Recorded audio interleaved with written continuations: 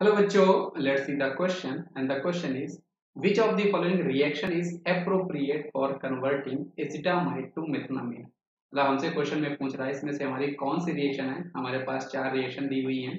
Hoffmann hypobromide reaction, Stephen reaction, Gabriel phthalimide synthesis and carbylamine reaction.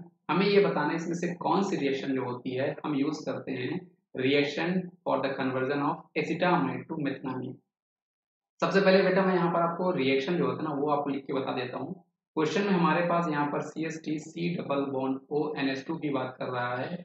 मतलब ये जो हमारे पास एसिटामाइड है इसका कन्वर्जन हम लोग कर रहे हैं बेटा, वो हम लोग मेथनामीन मतलब CH3NH2 में कर रहे हैं, है ना। तो आइए हम लोग यहाँ पर बेटा ऑप्शन से क्रॉस चेक करते हैं कि इसमें हमारा सही जवाब क्या होगा। तो आप जब ऑप्शन नंबर ए को देखते हो बेटा तो यही इस क्वेश्चन का आपके पास सही जवाब है कि जब हम लोग हॉफमैन ब्रोमाइड रिएक्शन करते हैं तो उसमें हम लोग क्या करते हैं बेटा, हम लोग यूज करते हैं वहां पे ब्रोमीन, साथ में यहाँ पर हम लोग यूज करते हैं 4 मोल NaOH को। यहाँ पर होता क्या है, ये आपकी एक तरह से डिग्रेडेशन रिएक्शन होती है जहां पे जो आपका एमाइड होता है बेटा वो आपका प्राइमरी एमीन में कन्वर्ट हो जाता है। आपका एमाइड जो होता है वो प्राइमरी एमीन में कन्वर्ट हो जाता है और साथ ही साथ यहाँ पर आपको जो बाई प्रोडक्ट मिलते हैं आपको लिखना है तो आपको Na2CO3 यहाँ पर मिलता है बेटा, साथ में यहाँ पर आपको NaBr मिलता है, NaBr मिलता है और साथ ही साथ यहाँ पर आपको वाटर मॉलिक्यूल भी मिला करते हैं, है ना। तो ये आपके बाई प्रोडक्ट हैं, लेकिन हमें बाई प्रोडक्ट में नहीं ध्यान देना है। तो इस क्वेश्चन का जो आपके पास सही जवाब है बेटा वो आपके पास ऑप्शन नंबर 1 है, हॉफमैन ब्रोमाइड। अच्छा, ये जो आपकी रिएक्शन होती है बेटा ये आपकी डिग्रेडेशन रिएक्शन होती है, इसको हम लोग डिग्रेडेशन रिएक्शन भी बोला करते हैं। अब इस रिएक्शन को हम लोग डिग्रेडेशन रिएक्शन क्यों बोलते हैं बेटा, क्योंकि यहाँ पर आप जब देखोगे आपका ये जो पेरेंट हमारे पास रिएक्टेंट है इसके पास 2 कार्बन हमारे पास चेन में है, लेकिन जो हमें प्रोडक्ट मिल रहा है उसके पास एक ही कार्बन चेन में है।